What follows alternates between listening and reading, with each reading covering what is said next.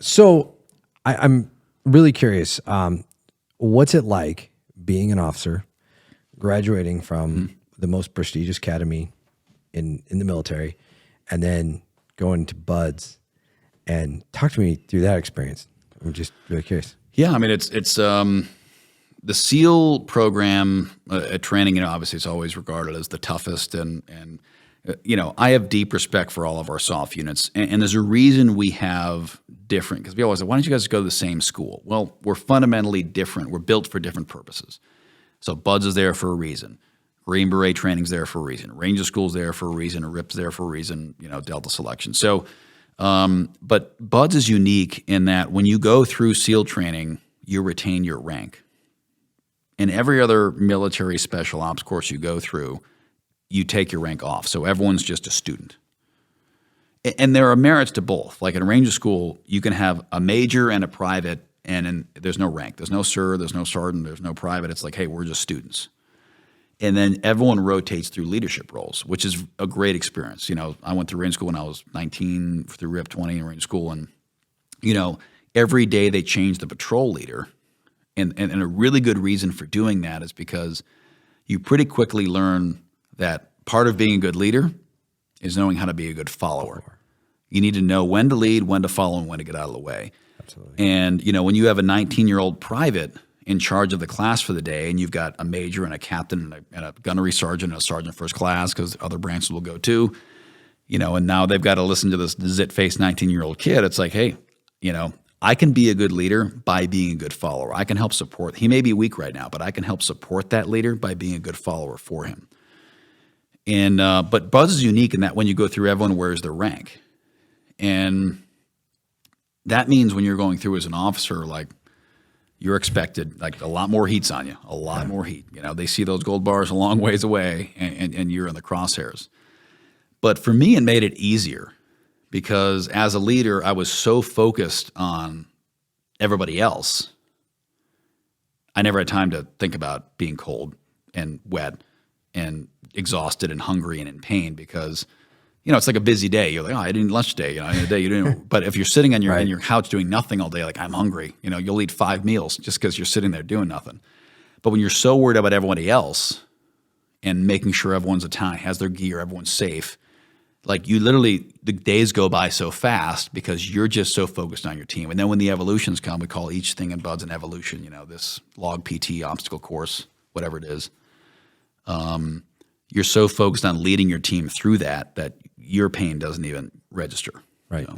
Absolutely. No, I can see that. It's interesting. It's funny you say that. Someone asked me the other day about my position, hey, being sheriff, it's awesome. You're the leader. And I'm like, and I always laugh because I was like, I'm not. It's a title, but I follow 85% of the time. I maybe get to assert my authority maybe 10 to 15% of the time. Because I'm more interested in empowering my team. I'm more interested in my team leading me because I know that if they do, they have buy-in and I know they're ready to go. And I totally agree with you. The only way that you're ever going to be a good leader is if you're a good follower. I completely agree with you on that. That's spot on. So I agree. I was wondering if you're going to say there was added pressure because that's kind of what I was curious about. Yeah. Totally is. So then just kind of walk me through what happens next. Well, so to be a SEAL out of the academy, there's only normally slots for 16, 18, 20 guys out of the academy. Normally 200 or 300 guys want to be SEALs. So they screen you before you go. And so at the academy, starting your second or third year, it changes depending on, sometimes the process adjusts. They start whittling the herd. So they say, hey, first things first, you got to take a SEAL PT test. And basically they give everyone out and that's I got to remember now, it's a, it's a 3-mile run. It's a 1.5 mile swim, max pull-ups, max sit-ups, max push-ups. And all, back to back to back, 5-minute rest between each one. And then, they add up the swim and run time, and then they subtract the pull-ups, push-ups, sit-ups. They have points and they subtract that, and then you get a total score. And basically you have to score a certain amount. I'm not going to pretend to remember the numbers now, but normally it's like you want to run the mile and a half in about 8 minutes, 8:30. Swim the mile and a half in 12 minutes, 15 minutes. You want to run the 3 miles. You want to be holding in a 6-minute mile on those. So, you're looking at 30-minute, 28 to 30-minute ish. And then, you want to be 20 pull-ups, 100 push-ups, 100 sit-ups. Normally that's your target. Like if you want to be in the competitive group, you got to be in those numbers and back to back to back to back. So you got to do that. And then they put you through a mini hell week at the academy to screen out. So normally that takes the herd from 300 to 200 to like 100, the PT test. Then the screener, they push you through a screener, which is basically a mini hell week. It's 3 days. And to be honest, it was worse than hell week in Buzz. Wow. And then out of that normally comes 40, maybe 30, 40-ish. And then that's your SEAL crop.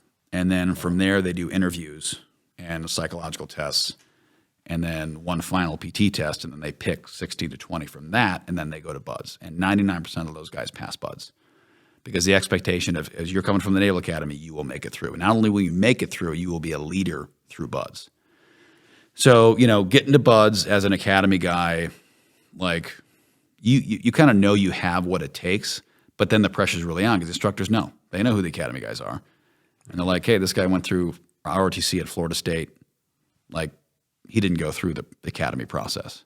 This guy came from the academy. The expectation is you're going to lead this class. You're going to crush every PT test. You're going to be the best diver. You're going to be the best shooter. Expectations are high. So you show up with that on your head. But no, it's a great experience, and it's an honor to show up. Obviously, right off the bat, our class started with 370 folks. We were the biggest SEAL class ever in history. It was huge, just tons of guys. Because we were at that point in time, SOCOM wanted more. What class number was that? 272. Okay. They wanted more of everything, more Green Berets, more Rangers, more Delta, more PJs, more CCTs, everything. So they were like, we need more, just everyone jack up your output.